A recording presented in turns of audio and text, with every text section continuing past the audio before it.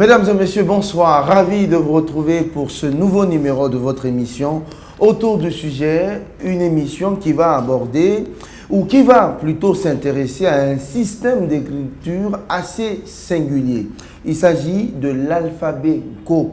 Vous le connaissez peut-être pas beaucoup, mais vous allez en savoir davantage avec un des membres de l'Académie Go, qui est justement l'invité de parcours de ce numéro de votre émission autour du sujet. Il s'agit de Monsieur Nafagui Sori Kondé, membre donc de l'Académie Go. Avec lui, nous allons connaître un peu mieux cet alphabet qui est pratiqué dans d'autres pays, mais qui est relativement peu connu en Guinée. Bonsoir, Monsieur Kondé. Bonsoir. Merci de nous faire l'honneur de nous recevoir ici à l'Institut Nko. Première question, l'alphabet Nko, qu'est-ce que c'est? L'alphabet Nko est un système d'écriture inventé le 14 avril 1949 par le savant guinéen Souleymana Kanté. C'est un système d'écriture phonétique et phonologique. C'est-à-dire phonétique et phonologique. Ouais. Ça veut dire que c'est un alphabet qui arrive à noter correctement les sonorités et les tons des langues africaines. Ouais. Alors que dans la grammaire des langues africaines, les tons sont essentiels, comme le disent les linguistes. Oui. Et phonologique? Phonologique, c'est la phonologie même qui est l'étude des tons en grammaire. Mais la phonétique, ça veut dire la prononciation exacte des lettres. Donc, ce sont deux phénomènes que les linguistes étudient, mais qui sont réellement essentiels dans la transcription des langues africaines. Vous savez, chaque langue du monde a ses caractéristiques propres. Il y a des langues à tons, il y a une langue à tons, c'est une langue au cours de laquelle, c'est-à-dire à partir de laquelle les tons sont essentiels. Mais les langues comme le français... C'est une langue qui repose sur les tons. Oui. Mais si vous prenez le français n'est pas une langue à tons. Les tons existent bien dans toutes les langues du monde, ça c'est normal. Mais le ton n'est pas essentiel, il n'est pas pertinent. Oui. Mais dans les langues africaines, le ton est un élément qui est pertinent.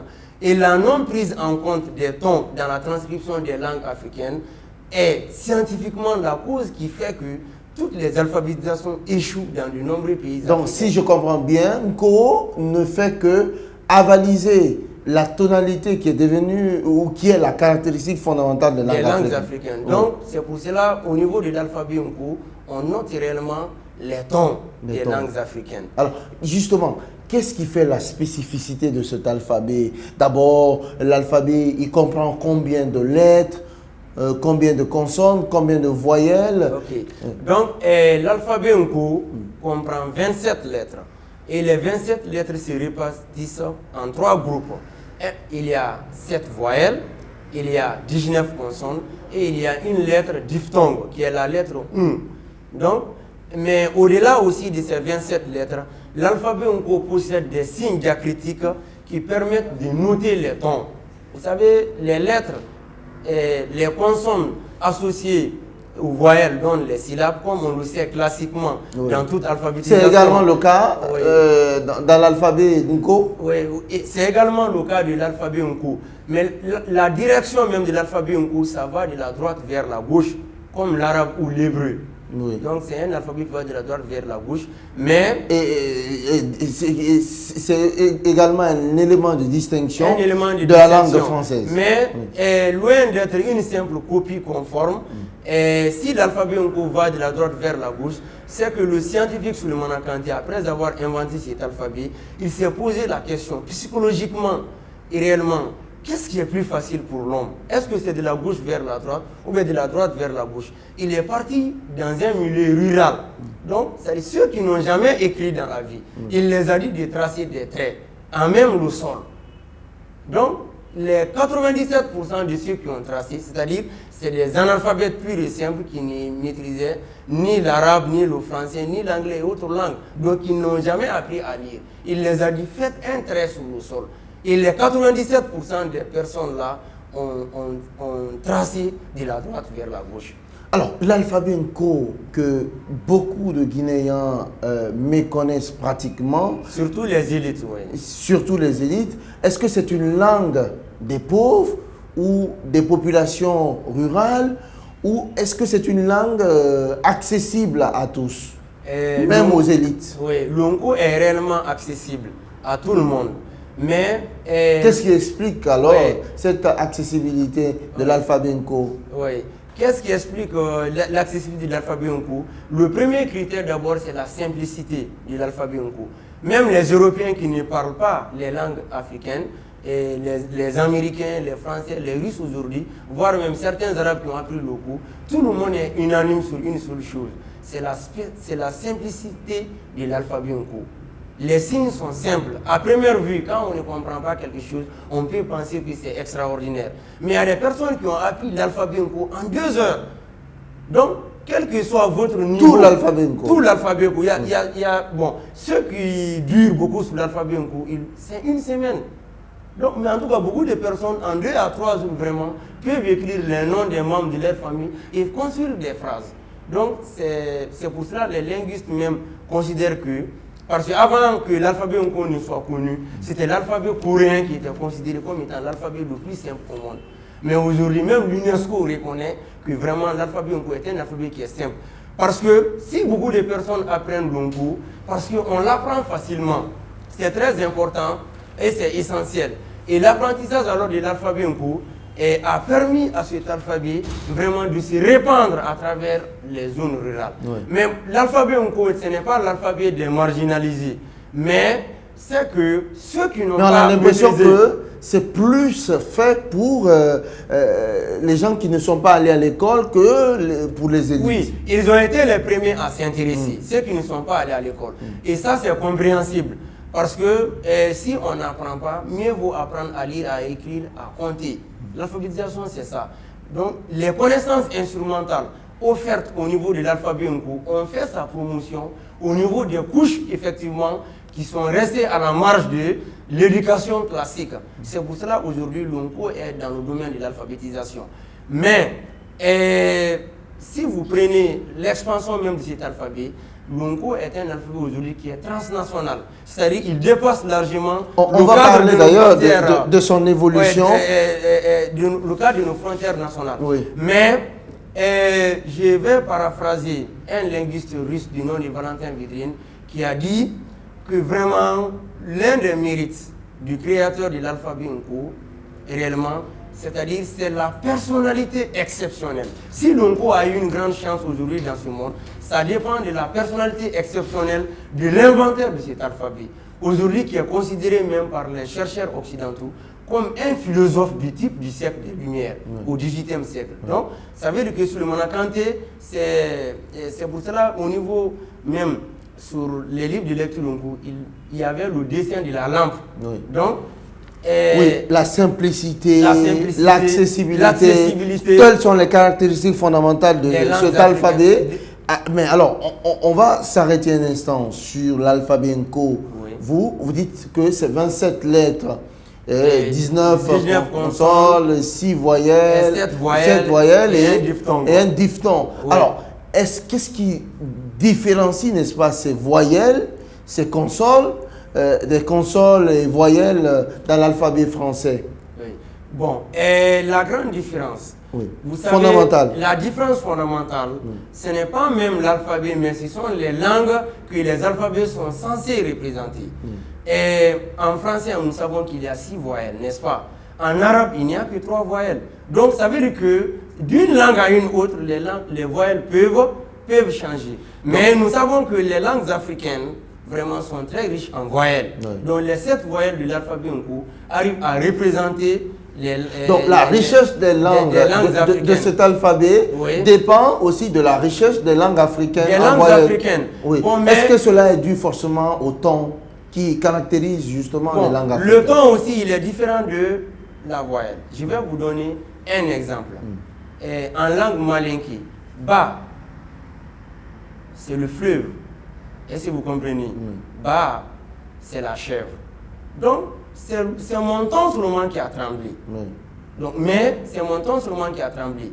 Mais c'est pour cela, quand vous construisez des phrases, lorsque vous faites la graphie des mots, dans la plupart des langues nationales, et c'est valable aussi pour le soussou, comme je le disais tantôt, Magine. Pour quelqu'un qui maîtrise bien le soussou, Donc, mais un occidental peut dire, ah vraiment, moi Guinée, je ne vois pas la différence. Ouais. Parce qu'il est étranger. Ouais. Mais nous qui sommes dans le milieu Soussou, bien dans le milieu Maninka, nous savons effectivement que c'est différent. Ouais. Ou bien quand un peut le dire, oh, oi. Donc quand il le dit, il y a oh, oi. Le premier oh là, le ton est bas. Le second oh là, le ton est haut. Donc la spécificité de l'alphabet Nkou. Mais si vous voulez écrire, vous pouvez écrire ça en français. Tous les mots là, vraiment, le grand apport de l'alphabet Nkou à la civilisation linguistique mondiale, c'est d'avoir compris la pertinence des tons bien avant les linguistes occidentaux. Alors, comment justement cet alphabet arrive-t-il à s'adapter à toutes les langues africaines? Parce qu'il y a énormément de langues parlées sur le continent. Et il y a énormément de langues parlées sur le continent africain. Oui. C'est vrai. D'ailleurs, ce n'est pas qu'aux langues africaines, l'alphabet s'adapte. Oui, il y a aussi les langues étrangères. Oui, on peut faire des discours en français. Voilà, comment cette adaptabilité se fait? Comment cette adaptabilité est-elle rendue possible par l'alphabet Nko, par son créateur? Par son créateur. Expliquez-nous. Bon, Souleymane Kanté a fait un peu la synthèse. Bon, je ne vais pas faire la promotion de l'islam. Mais ceux qui viennent en dernière position peuvent toujours tirer les leçons des faiblesses des autres. Donc, Souleymane Kanté, il a analysé les différents systèmes d'écriture. Il y a des systèmes d'écriture hiéroglyphiques, tels qu'en Égypte antique. Il y a des idéogrammes, tels qu'en Chine. C'est-à-dire les hiéroglyphes, ce sont des dessins. C'est des écritures à dessin. Mais les idéogrammes, ce sont des écritures qui représentent les idées. C'est le cas des idéogrammes chinois. Donc, mais les Égyptiens ont inventé l'écriture. C'était un système d'écriture, mais pas l'alphabet. Parce que même les différents systèmes d'écriture peuvent être catégorisés. C'est ce que Souleymane Kanté a compris. Mais les Égyptiens anciens étaient différents réellement du Phénicien. Les Phéniciens, ce sont les ancêtres des actuels Libanais et des actuels Syriens. Ce sont eux qui ont, le monde leur doit l'invention de l'alphabet. Les Égyptiens ont inventé l'écriture hiéroglyphique, les Chinois ont inventé l'écriture idéogrammique, mais le premier alphabet du monde, ce sont les Phéniciens qui l'ont fait. Les Phéniciens. Mais les Phéniciens là, leurs maîtres, ce sont les Égyptiens. Quand les Phéniciens ont vu que l'alphabet égyptien n'est pas apte à transcrire leur langue, ils ont mis l'alphabet. Mais le phénicien, aujourd'hui, qui est une langue morte qui n'existe pas, c'est un peu une langue qu'on peut considérer comme étant des similaires de la langue arabe et de l'hébreu. Donc, c'est des langues sémitiques. Les langues sémitiques sont des langues qui sont pauvres en voyelles, telles que l'arabe. Il n'y a que 3 voyelles, telles que l'arabe. Maintenant, les Phéniciens, comme les langues sémitiques sont pauvres en voyelles, ils n'ont inventé que des consonnes. Ils n'ont pas inventé des voyelles. C'est pour cela même quelqu'un qui a fréquenté les médersa ou bien les écoles coraniques, ils peuvent lire en arabe sans même mettre les voyelles. Nous le savons. Sauf peut-être un débutant a besoin de mettre les voyelles en arabe, mais quelqu'un qui a bien maîtrisé l'arabe, il peut bien transcrire sans mettre les voyelles. Nous le savons. Donc ça veut dire que les voyelles aussi ne sont pas pertinentes dans les écritures arabes. Maintenant, les donc chaque langue a sa spécificité. A sa spécificité. Donc, or, l'écriture doit refléter ça. Si l'écriture ne reflète pas ça, ça ne va jamais réussir. Ce sont ces Phéniciens aussi qui ont appris aux Grecs l'écriture. Donc les maîtres des Grecs sont des Phéniciens. Est-ce que vous comprenez? Mais les Grecs là aussi, ils ont inventé un système d'écriture qu'on appelle le boustrophédon. C'est un système d'écriture qui va de la gauche vers la droite, comme de la droite vers la gauche. Ouais. Mais les Égyptiens, les Grecs se sont rendus compte que leur langue a besoin des voyelles. Alors que l'alphabet phénicien n'a pas besoin de voyelles. Donc les Grecs ont ajouté les voyelles. Il n'y avait que des consonnes chez les Phéniciens.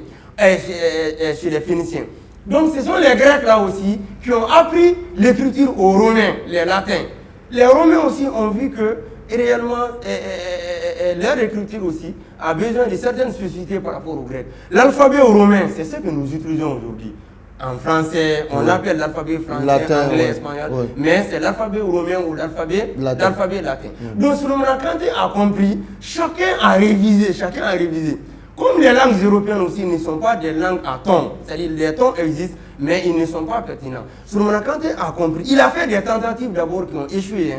Il a essayé d'abord de transcrire le Manicakan à travers l'alphabet arabe. Il a vu qu'il y a beaucoup de sons en malinké qui n'existent pas même en arabe. Les sons ba, les sons ka, les sons pa n'existent pas en arabe. Le malinké a besoin de plusieurs voyelles. L'arabe n'a que 3 voyelles. Le Soussou a besoin par exemple de 7 voyelles. L'arabe n'a que 3 voyelles. Donc si vous voulez transcrire le Soussou à travers l'arabe, il faut inventer d'autres voyelles. Alors que l'écriture arabe, elle est déjà surchargée. Donc, il a laissé l'arabe comme ça. Mais il a essayé encore avec l'alphabet français, comme on l'a fait en Guinée pendant la Première République. Quand il a analysé, l'alphabet français peut noter les lettres des langues africaines, mais il ne peut pas noter les tons. Oui. Donc il a vu... Parce que le ton n'est pas si marqué que ça. Il n'est pas si marqué que ça. Au niveau de l'alphabet les langues français. européennes aussi n'en ont pas beaucoup besoin. C'est pas grave. Ils n'en ont pas beaucoup besoin. Mais pour les langues africaines, c'est essentiel. Une classe, il y a les Alors la question, oui. pourquoi un alphabet qui a été créé par un Africain, un Guinéen plus précisément, Oui.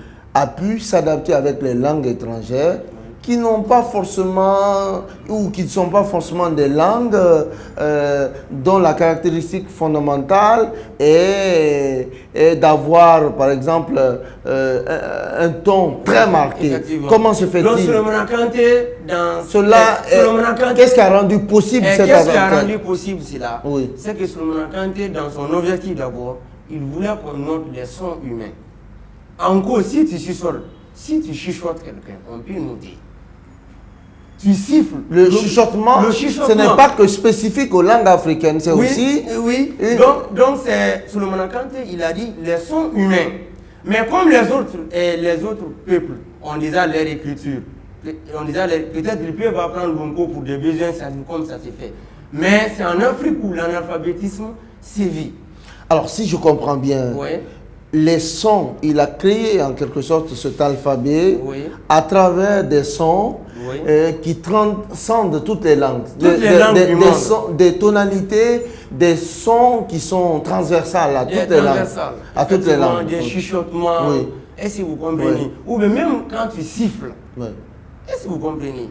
Donc, et même quand vous dites par exemple votre tiens, ça on peut noter en cours. Donc c'est vraiment intéressant cet alphabet. Et si les Occidentaux aussi sont mieux attirés par mon goût, c'est cet aspect scientifique-là. Ils ne l'apprennent pas parce qu'on est beau ou bien parce qu'il faut savoir aussi qu'il y a au moins plus de 150 écritures inventées pour les langues africaines. Mais pourquoi Longo est en train de réussir là où beaucoup de monde échouent? C'est la validité scientifique. Alors justement, qu'est-ce qui fait la scientificité de l'alphabet Nko? Oui, bon, l'une des raisons aussi de la scientificité de l'alphabet Nko, c'est que on ne peut pas apprendre un alphabet. C'est vrai que certains peuvent apprendre un alphabet parce que c'est la patrie, parce que c'est africain. Mais l'alphabet doit servir à véhiculer des messages. Solomon Kanté a compris que ce n'est pas la simple invention de l'alphabet qui compte, mais c'est le travail qu'il faut mettre dans cet alphabet qui compte. Pourquoi aujourd'hui nous apprenons l'arabe, le français? Pourquoi nous apprenons l'arabe? Parce qu'il y a le Coran dedans.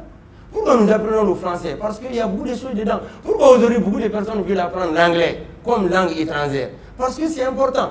Donc Solomon Kanté a compris que ce qui a manqué surtout à l'Afrique, c'est comment mettre ces langues-là en valeur. Le premier dictionnaire de la langue française du XVIIe siècle, c'était un dictionnaire de 8000 mots. Mais les petits dictionnaires de poche de la langue française que nous avons aujourd'hui, ce sont des dictionnaires de 60 000 mots, 80 000 mots qu'on met en poche. Il y a même la grande encyclopédie qui a plus de 600 000 mots. Mais comment de 8000 mots au français originel, on est arrivé à ça? Alors qu'aujourd'hui, le dictionnaire de la langue Soussou qui existe en Guinée, c'est un dictionnaire de 5000 mots. Le dictionnaire du Poulard, c'est un dictionnaire de 8000 mots. Mais Solomon Kanté a fait encore un dictionnaire de 32 500 mots. Donc il a compris que pour que l'ongo attire, il faut qu'on trouve du savoir dedans. Mais quel est ce savoir? Le savoir qui est dedans, ce savoir se traduit par quoi? Ce savoir se traduit par quoi? Il a fait d'abord des ouvrages. Il a écrit 183 ouvrages en 38 ans. De 1949 jusqu'en 1987, la date de son décès, ça fait 38 ans. Il a écrit 183 livres. Il faut faire la moyenne. Ça fait près de 5 livres par an. Donc comme il a compris qu'en Afrique, il y a des susceptibilités, il a dit, bon, au lieu de passer mon temps à convaincre les autres, je vais écrire.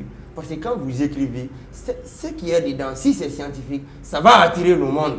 Parce qu'il n'y a pas de racisme, il n'y a pas d'ethnocentrisme. Donc, Si on a l'impression que dans l'alphabet Nko, toutes les langues trouvent leur compte. Effectivement. Est-ce que c'est pas ce qui explique le fait que l'alphabet attire un grand nombre? Effectivement. Surtout du côté occidental. Et surtout côté occidental. Mais aussi des documents qui s'y trouvent. Imaginez que sur les 183 livres de Souleymane Kanté, il y a 48 livres d'histoire. C'est intéressant. Donc Souleymane Kanté doit être considéré comme l'un des plus grands historiens. Est-ce que vous comprenez? 48 livres d'histoire sur les chefferies, les tribus, les empires des royaumes ouest africains. Tout. Donc, quand vous lisez les livres d'histoire en cours, franchement, même la problématique de l'occupation des territoires, des migrations, vous comprenez tout. Et puis, il a fait ressortir aussi les côtés positifs de l'Afrique. Dans Souleymane Kanté, il a fait... Alors, l'alphabet Nko, c'est quand même très intéressant. Oui. Est-ce qu'il y a eu des tentatives d'ériger l'alphabet en une langue? Et s'il y a eu des tentatives d'ériger l'alphabet Nko en une langue, bon, en réalité, un alphabet, c'est pour transcrire une ou des langues. Souleymane Kanté, la langue guinéenne qu'il maîtrisait, c'était le Maninkakan. Est-ce que vous comprenez? Le Malinké. Donc, il a créé son système. Quand il a créé son système, est-ce que vous comprenez? Lui, la langue qu'il a, c'est comme si vous créez le sous-bâtiment. Quelqu'un peut venir bâtir une chambre et d'autres chambres, quoi. Ou bien un bâtiment à étage. Est-ce que vous comprenez? La langue que lui, il maîtrisait, c'était le Maninkakan. Donc, les ouvrages qu'il a fait, il l'a fait en Maninka. En Maninka. En Maninka. Alors, est-ce que vous comprenez? Oui. Il l'a fait en Maninka. Mais tout en, mais comment lui-même il a défini l'Onko? Il a défini l'Onko comme étant l'alphabet phonétique africain. Même, heureusement, ou malheureusement, l'alphabet phonétique africain, mais qui s'adapte à toutes les langues. À toutes les langues. Oui, mais... Aujourd'hui, par exemple, les Maliens sont beaucoup en avance par rapport à nous, les Guinéens. Est-ce que vous comprenez? Dans la connaissance de l'alphabet Nko. Dans la connaissance de l'alphabet Nko. Et voire même dans sa vulgarisation. Alors, si je vous dis que dès 2005, il y a eu à l'Assemblée nationale du Mali une commission parlementaire, une commission nationale parlementaire, au sein même des députés de l'hémicycle malien, pour faire la promotion de l'alphabet Nko. Donc, ça veut dire qu'en Guinée, vraiment, il faut savoir aussi que l'Onko n'a pas assez communiqué. Oui. Faute de moyens. Oui, on parlera en fin d'émission des difficultés de promotion de cet alphabet. Oui. Mais cet alphabet, bien évidemment, depuis sa création, a connu des évolutions. Oui. En quelques mots, dites-nous quelles sont les étapes qui ont jalonné l'évolution de cet alphabet. Ok, il y a eu d'autres étapes. Et après le décès de Souleymane Kanté, les recherches ont continué, surtout sur le plan technique et technologique. Bon, Souleymane Kanté lui-même, il voulait faire des machines à écrire. Il n'avait pas les moyens. Bon, jusqu'à son décès. Mais après son décès, ceux qui utilisaient l'alphabet Nko voulaient faire des machines à écrire. Mais il y a certains qui ont dit, bon, pourquoi faire des machines à écrire? Surtout au début des années 90, l'ère de l'informatique est en train de sonner. Donc, il y a eu des recherches au niveau de l'informatique. Il y a un Guinéen du nom de Baba Mwandi Diané, il faut lui rendre hommage. Parce que si l'écriture Nko aujourd'hui est présente dans l'informatique, c'est grâce aussi à sa vision et à sa clairvoyance. Donc c'est lui qui a mené des démarches en Égypte pour que l'écriture Nko soit informatisée avec des ingénieurs informaticiens égyptiens, avant même l'avènement de Windows. Donc en 1992, les premières polices d'ordinateurs ont été créées pour l'alphabet Nko. En 1996, le premier logiciel de transcription de l'alphabet Nko a été fait, toujours en Égypte. Est-ce que vous comprenez? En 1998, les premiers sites internet de Nko ont été lancés. Mais le système informatique Nko, avant l'an 2005, c'était un système d'informatique qui était propre au Nko, qui n'était pas reconnu internationalement. Donc on a mené de l'an 2000 à l'an 2005 des combats sur le plan international pour que l'Nko soit informatisé. Donc à partir de 2005, je ne vais pas rentrer dans tous les détails, le temps nous manque. Mais à partir de l'année 2005, lors de la conférence de l'Unicode à Paris, au mois de septembre, donc il a été décidé d'intégrer l'Nko dans les systèmes informatiques du monde. Donc franchement, c'est ce qui a permis. Si aujourd'hui on voit des applications, le Windows 7, le Windows 8, le Windows 8.1, aujourd'hui, tout est en cours, les applications, parce que c'est grâce à ces 5 ans de combat. Ouais. Alors j'imagine que vous avez des difficultés de promotion, parce que malgré toutes ces évolutions que vous venez de relater, la langue, on a l'impression, peine, si elle parvient, l'alphabet, autant pour moi, s'il parvient à s'exporter, il a quand même du mal à s'émouvoir, à s'épanouir sur le plan local. Qu'est-ce qui explique cette difficulté de promotion de cet alphabet qui est pourtant utilisé aux États-Unis? Vous me disiez tantôt, juste avant, à Harvard, dans la plus prestigieuse université du monde. Oui, en Russie aussi. Oui, qu'est-ce qui explique cet état de fait? Qu'est-ce qui explique ça? Vous savez, nous les Africains, il faut être souvent autocritique. Et le grand défaut de nous les intellectuels africains, de nous les cadres africains, vous voyez, c'est-à-dire on n'est jamais les premiers à comprendre la nécessité de quelque chose. Sauf si nous voyons les Européens le faire. Bon, aujourd'hui... On a ce complexe. Oui, on a ce complexe. Oui. Donc, bon, surtout que Solomon Kanté, dans sa biographie, on ne l'a pas touché. Il n'a pas fait l'école française. Il n'a fait que l'école coranique. C'est-à-dire apprendre le Coran sur des tablettes, pas même une médersa. Donc on peut facilement minimiser quelqu'un en Afrique parce qu'il n'est pas de votre milieu ou bien. Comment c'est fait? Est-ce que vous comprenez? Mais réellement c'est aussi qui est vrai. En réalité, s'il n'y a pas de cela en Afrique, c'est qu'il n'y a pas aussi de volonté politique, pour faire la promotion du savoir local africain. Du savoir local africain. Moi, j'ai eu la chance de participer à de nombreuses conférences à travers le monde où j'ai représenté l'ONCO. Mais qu'est-ce que j'ai remarqué? Il y a des chercheuses américaines qui viennent chez nous, au Fouta Jalon, qui apprennent le poulard, qui apprennent la cordonnerie du Fouta, qui vont enseigner ça dans les universités en Amérique. J'ai vu aussi une chercheuse américaine qui est partie à Cancan. La céramique, c'est-à-dire la technologie de fabrication des jarres d'eau avec l'argile. Des Amériques, ou bien, comme on appelle le beurre de qualité, comment les femmes de chez nous font l'extraction de ces beurres de qualité. Donc les chercheurs américains viennent chez nous avec le corps de la paix ou je ne sais quoi. Ils viennent, ils apprennent ça dans nos villages. Ils maîtrisent même nos langues. Ils peuvent faire des proverbes. On a vu. Donc quand ils vont aux États-Unis, ils enseignent ça dans les universités. Alors que nous, nos universités sont là. On dit non, nos femmes là, c'est des analphabètes. Est-ce que vous comprenez? Donc il faut savoir que être lettré et être intellectuel fondu.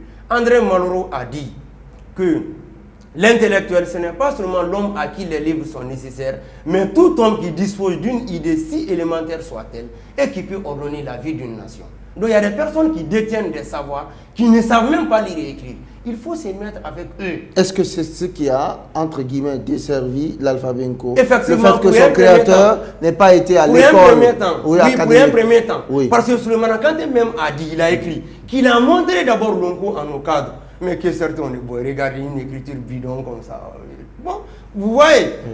Donc maintenant, aujourd'hui, il y a même beaucoup de personnes. Aujourd'hui, quand même, les mentalités sont en train d'évoluer. Parce que beaucoup de Guinéens, même nos ministres, quand ils vont souvent dans les pays occidentaux, on leur demande à propos de l'alphabet Nko. Donc il y a une certaine pression psychologique même sur les Africains. Et que ce soit à New York, à Paris et autres. Donc il y a beaucoup de choses. Donc les choses sont en train d'évoluer. Aujourd'hui, le fait que l'Nko aussi soit dans l'ordinateur avec les applications, donc ça fait qu'aujourd'hui que les intellectuels africains aujourd'hui sont mieux réceptifs au message de Nko. Alors, sur une population estimée à plus de 12 millions d'habitants, est-ce qu'on peut connaître, est-ce que l'alphabet Nko est en progression ou en net recul? Oui, l'alphabet Nko est en progression en Guinée. Oui. Et parce que... Est-ce qu'on peut illustrer ça par des données? Ce qui se passe aujourd'hui est en même conception. Par exemple, quand le fondateur de l'alphabet Nko est décédé, ceux qui sont venus directement après lui avaient pensé que l'Nko c'était l'islam. Il y a certains qui sont venus dire non, l'Nko n'est pas l'islam, effectivement c'est l'Afrique. Parce qu'il y a la médecine traditionnelle dedans, et il y a l'islam dedans, il y a la science, il y a des dictionnaires dedans. Il y a même des ouvrages qui portent réellement sur les traditions africaines, sur l'histoire africaine. Il y a des ouvrages même qui traitent des kolas, son importance dans le mariage, ou bien de la charte de Kouroukanfouga, ou la charte du Fouta. Et Souleymane Kanté réellement a démontré aussi que les valeurs qui existent par exemple dans la charte de Kouroukanfouga sont antérieures de 5 siècles au Bill of Rights anglais. Et de 4 siècles à la Déclaration universelle des droits de l'homme et des citoyens. Donc il faut amener les intellectuels africains à fouiller notre histoire. Il y a des choses que les Sundiata Keita ont reconnues. Il y a des choses que les Bokar Birobari ont fait. Il y a des choses que les Samori ont fait. Vraiment, ils n'ont pas attendu le contact avec l'Europe pour le faire. Donc cette Nko s'enrichit bien évidemment de cette diversité. Merci beaucoup, monsieur Nafadi Sori Kondé. Je rappelle que vous êtes membre de l'Académie Nko, un système d'écriture qui, pourrait-on dire, encore de beaux jours devant lui. Merci, bon vent à vous, bon vent également au système d'écriture Nko. Ce fut un plaisir. C'est moi qui vous remercie parce qu'en me donnant la parole, surtout au porte-parole de Sans-Voix, donc l'espace aujourd'hui est en train de...